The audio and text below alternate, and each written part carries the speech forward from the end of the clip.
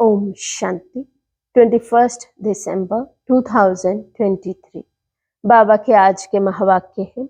बाबा समझाते, मीठे बच्चे, शिव बाबा के सिवाय तुम्हारा यहाँ कुछ भी नहीं, इसलिए इस देह के भान से भी दूर खाली बैगर होना है।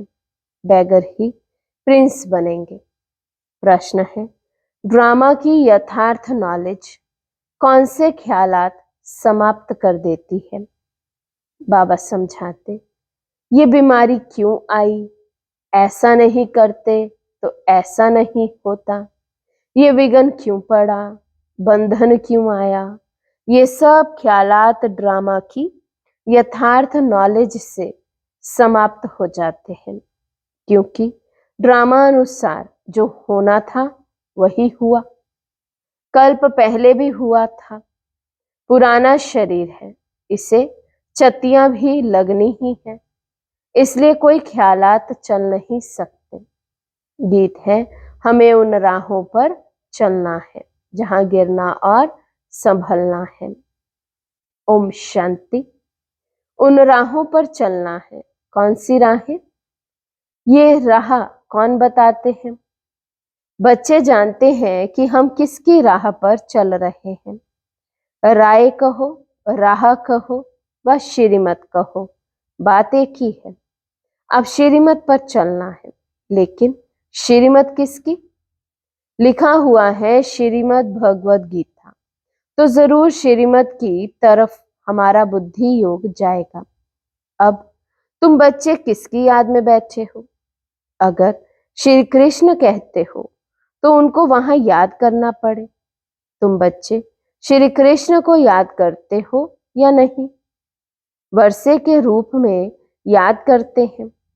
ये तो जानते हो हम प्रिंस बनेंगे, ऐसे तो नहीं जन्मते ही लक्ष्मी नारायण बनेंगे। बरोबर हम शिव बाबा को याद करते हैं, क्योंकि श्रीमत उनकी है। श्री कृष्ण भगवानुवाच कहने वाले श्री कृष्ण को याद करेंगे, परंतु कहाँ याद करेंगे?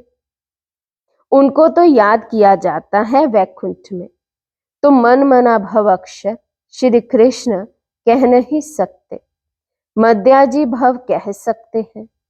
मुझे याद करो, वे तो वैकुंठ में ठहरा। दुनिया इन बातों को नहीं जानती। बाप कहते हैं, बच्चे अब सब शास्त्र भक्ति मार्ग के हैं।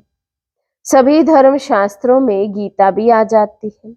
बरोबर गीता भारत का धर्म शास्त्र है। वास्तव में तो ये भी सभी का शास्त्र है। कहा भी जाता है, श्रीमद् सर्व शास्त्रमयी शिरोमणि गीता, यानी सबसे उत्तम ठहरी। सभी से उत्तम है शिव बाबा, श्री श्री श्रेष्ठ से श्रेष्ठ।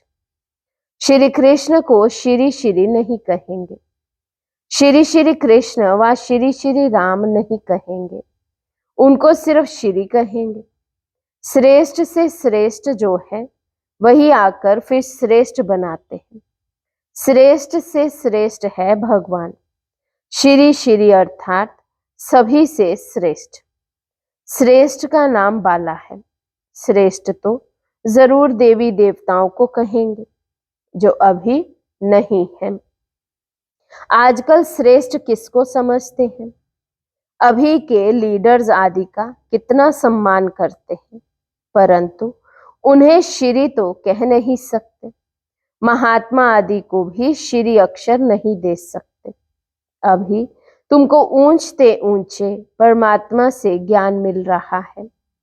सबसे ऊंचा है परम पिता परमात्मा, फिर है उनकी रचना, फिर रचना में ऊंचे से ऊंचे हैं ब्रह्मा विष्णु शंकर। यहाँ भी नंबरवार मर्तबे हैं। ऊंचे से ऊंचे प्रेसिडेंट, फिर प्राइम मिनिस्टर, यूनियन मिनिस्टर। बाप बैठ सृष्टि के आदि मध्य अंत का राज समझाते हैं। भगवान रचयिता है। अब रचयिता अक्षर कहने से मनुष्य पूछते हैं, सृष्टि कैसे रची गई? इसलिए ये जरूर कहना पड़ता है कि त्रिमूर्ति शिव रचयिता है। वास्तव में रचयिता के बजाय रचवाने वाला कहना ठीक है। ब्रह्मा द्वारा दैवी कुल की स्थापना कराते हैं। ब्रह्मा द्वारा स्थापना किसकी? दैवी संप्रदाय की। शिव बाबा कहते हैं अभी तुम हो ब्रह्मा की ब्राह्मण संप्रदाय, वे हैं आसुरी संप्रदाय, तुम हो ईश्वरीय संप्रदाय, फिर दैवी संप्रदाय बनेंगे। बाप ब्रह्मा द्वारा सभी वेदों शास्त्रों का सार भी समझाते हैं। मनुष्य बहुत मूंझे हुए हैं, कितना माथा मारते रहते हैं, बर्थ कंट्रोल हो। बाप कहते मैं आकर भारत की ये सर्विस कर रहा हूं। यहाँ तो है ही तमो प्रधान मनुष्य, 10-12 बच्चे पैदा करते रहते हैं। झाड़ वृद्धि को जरूर पाना ही है, पत्ते निकलते रहेंगे, इसको कोई कंट्रोल कर ना सके। सतयुग में कंट्रोल है, एक बच्चा एक बच्ची बस। ये बातें तुम बच्चे ही समझते हो, आगे चलाते रहेंगे, समझते रहेंगे। गाया भी हुआ है अति इंद्रिय सुख गोप गोपियों से पूछो। यहाँ जब तुम सन्मुख सुनते हो तो सुख भासता है, फिर धंधे धोरी में जाने से इतना सुख नहीं भासता है। यहाँ तुमको त्रिकालदर्शी बनाया जाता है। त्रिकालदर्शी को स्वदर्शन चक्रधारी भी कहते हैं। मनुष्य कहते हैं फलाना महात्मा त्रिकालदर्शी था। तुम कहते हो वैकुंठनाथ राधे कृष्ण को भी स्वदर्शन चक्र की व तीनों कालों की नॉलेज नहीं थी। कृष्ण तो सभी का प्यारा सत्युग का फर्स्ट प्रिंस है, परंतु मनुष्य ना समझने कारण वे कह देते कि तुम श्री कृष्ण को भगवान नहीं मानते, इसलिए नास्तिक हो। फिर विघ्न डालते हैं, अविनाशी ज्ञान यज्ञ में विघ्न पड़ते हैं। कन्याओं माताओं पर भी विघ्न आते हैं। बांधेलियां कितना सहन करती हैं। तो समझना चाहिए ड्रामा अनुसार हमारा पाठ ऐसा ही है। विघ्न पड़ गया, फिर ये ख्यालात नहीं चलना चाहिए कि ऐसे नहीं करते तो ऐसा नहीं होता, ऐसे नहीं करते तो बुखार नहीं आता। हम ऐसे नहीं कह सकते। ड्रामा अनुसार ये किया, कल्प पहले भी किया था, तब तकलीफ हुई। पुराने शरीर को चत्तियां भी लगनी ही है, अंत तक मरम्मत होती रहेगी। ये भी आत्मा का पुराना मकान है। आत्मा कहती है मैं भी बहुत पुरानी हूं, कोई ताकत नहीं रही। ताकत ना होने कारण कमजोर आदमी दुख भोगते हैं। माया कमजोर को बहुत दुख देगी। हम भारतवासियों को बरोबर माया ने बहुत कमजोर किया है। हम बहुत ताकत वाले थे, फिर माया ने कमजोर बना दिया। अब फिर उन पर जीत पाते हैं तो माया भी हमारी दुश्मन बनती है। भारत को ही जास्ती दुख मिलता है, सबसे कर्जा ले रहे हैं। भारत बिल्कुल पुराना हो गया है। जो बिल्कुल साहूकार था उनको बहुत बैगर बनना है, फिर बैगर से प्रिंस। बाबा कहते हैं इस शरीर के भान से भी दूर खाली हो जाओ। तुम्हारा यहाँ कुछ है ही नहीं, सिवाय एक शिव बाबा के दूसरा ना कोई। तो तुमको बहुत बैगर बनना पड़े। युक्तियां भी बताते रहते हैं। जनक का मिसाल गृहस्थ व्यवहार में रहते कमल समान रहना है, श्रीमत पर चलना है, सब सरेंडर भी कर देना है। जनक ने सब कुछ दिया, फिर उनको कहा कि अपनी मिल्कियत तुम संभालो और ट्रस्टी होकर रहो। हरिश्चंद्र का भी दृष्टांत है। बाप समझाते हैं बच्चे तुम अगर बीज नहीं बोएंगे तो तुम्हारा पद कम हो जाएगा। Follow father.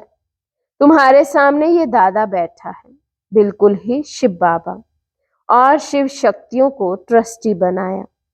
शिव बाबा थोड़े ही बैठ संभालेंगे, ये अपने पर थोड़े ही बलि चढ़ेंगे। इनको माताओं पर बलि चढ़ना पड़े, माताओं को ही आगे करना है। बाप आकर ज्ञान अमृत का कलश माताओं को ही देते हैं कि मनुष्य को देवता बनाए, लक्ष्मी को नहीं दिया है। इस समय यह है जगत अम्बा, सतयुग में होगी लक्ष्मी। जगदम्बा का गीत कितना अच्छा बना हुआ है, उनकी बहुत मान्यता है। वे सौभाग्य विधाता कैसे हैं? उनको धन कहाँ से मिलता है? क्या ब्रह्मा से, कृष्ण से? नहीं, धन फिर भी मिलता है ज्ञान सागर से। ये बड़ी गुप्त बातें हैं ना। भगवानुवाच है सबके लिए। भगवान तो सबका है ना। सब धर्म वालों को कहते हैं मामेकम याद करो। भल शिव के पुजारी भी बहुत हैं, परंतु जानते कुछ भी नहीं। वे हुई भक्ति। अब तुमको ज्ञान कौन देते हैं? Most beloved father. Shri Krishna को ऐसे नहीं कहेंगे, उनको सत्ययुग का प्रिंस कहेंगे। भल श्री कृष्ण की पूजा करते हैं, परंतु ये ख्याल नहीं करते कि वे सत्ययुग का प्रिंस कैसे बना। आगे हम भी नहीं जानते थे, तुम बच्चे अब जानते हो बरोबर। हम फिर से प्रिंस प्रिंसेस बनेंगे, तब तो फिर बड़े होकर लक्ष्मी नारायण को वरेंगे ना। ये नॉलेज है ही भविष्य के लिए। इसका फल 21 जन्म के लिए मिलता है। कृष्ण के लिए नहीं कहेंगे कि वे वर्षा देते हैं, वर्षा बाप से मिलता है। शिव बाबा राजयोग सिखलाते हैं। ब्रह्मा के मुख से हजारों ब्राह्मण निकलते हैं, उन्हों को ही ये शिक्षा मिलती है।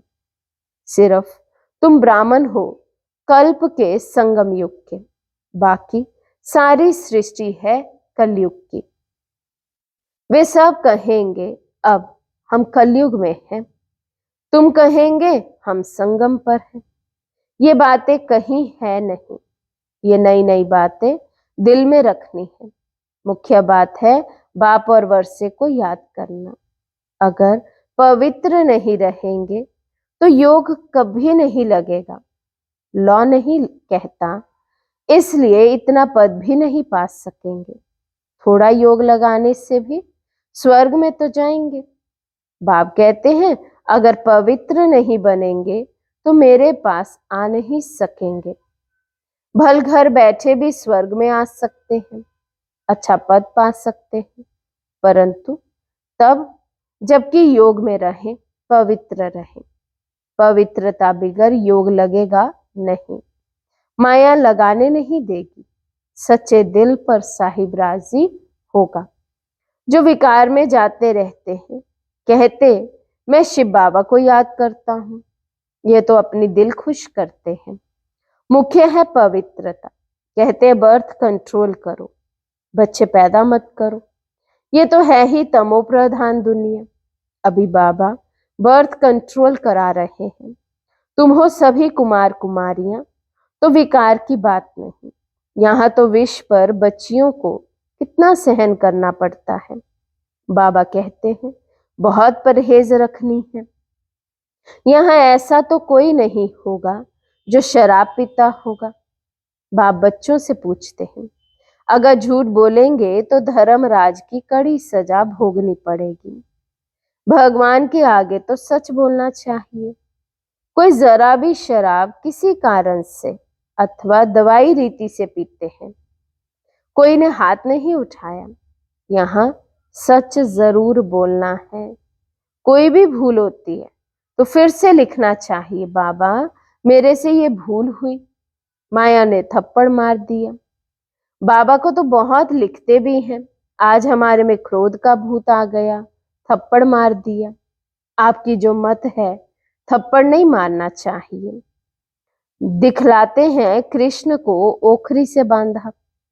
ये तो सब झूठी बातें हैं। बच्चों को प्यार से शिक्षा देनी चाहिए, मार नहीं देनी चाहिए।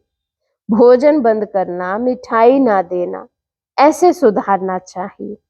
थप्पड़ मारना क्रोध की निशानी हो जाती है।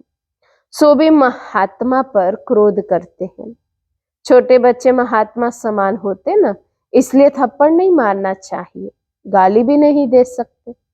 ऐसा कर्म नहीं करना चाहिए जो ख्याल में आए हमने ये विकर्म किया। अगर किया तो फौरन लिखना चाहिए, बाबा हमसे ये भूल हुई, हमें क्षमा करो, आगे नहीं करेंगे। तौबा करते हैं ना, वहां भी धर्मराज सजा देते हैं तो तौबा करते हैं, आगे फिर नहीं करेंगे।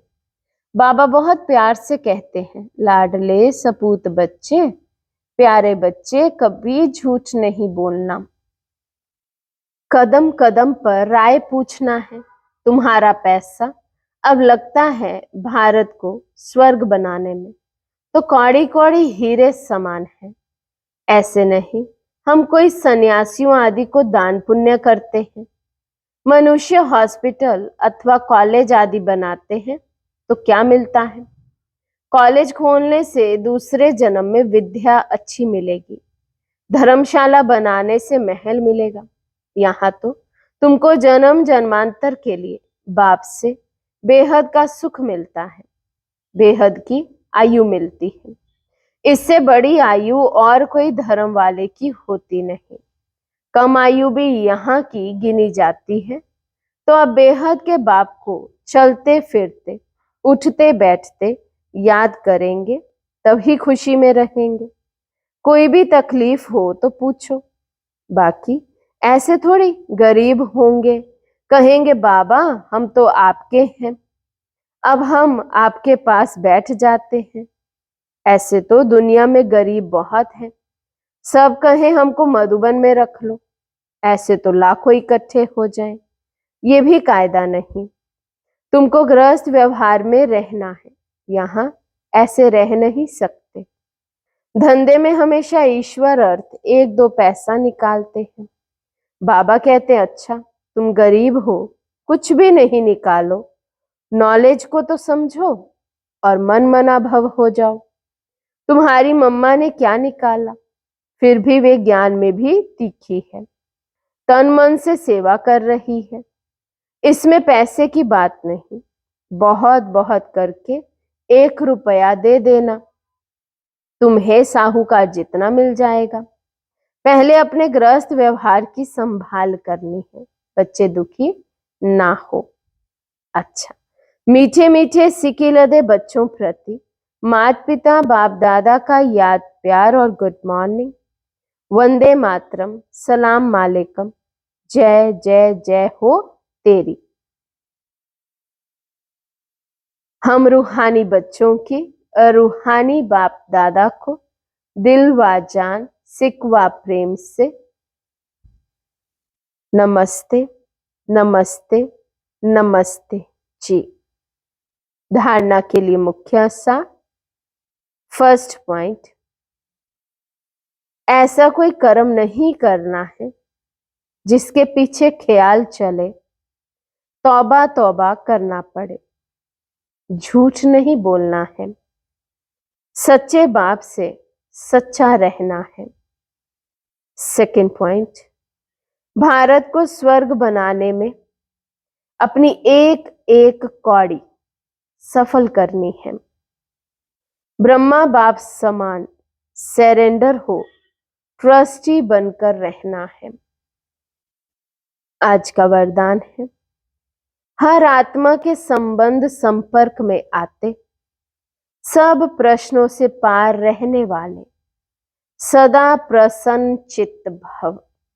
हर आत्मा के संबंध संपर्क में आते, सब प्रश्नों से पार रहने वाले, सदा प्रसन्न चित्त भव। हर आत्मा के संबंध संपर्क में आते, कभी चित्त के अंदर ये प्रश्न उत्पन्न ना हो कि ये ऐसा क्यों करता, वह क्यों कहता, ये बात ऐसे नहीं ऐसे होनी चाहिए। जो इन प्रश्नों से पार रहते हैं वही सदा प्रसन्न चित्त रहते हैं। लेकिन जो इन प्रश्नों की क्यों में चले जाते, रचना रच लेते, तो उन्हें पालना भी करनी पड़ती, समय और एनर्जी भी देना पड़ता। इसलिए इस व्यर्थ रचना का बर्थ कंट्रोल करो। स्लोगन है, अपने नैनों में बिंदु रूप बाप को समा लो तो और कोई समा नहीं सकता। अपने नैनों में बिंदु रूप बाप को समा लो तो और कोई समा नहीं सकता। अच्छा, ओम शांति।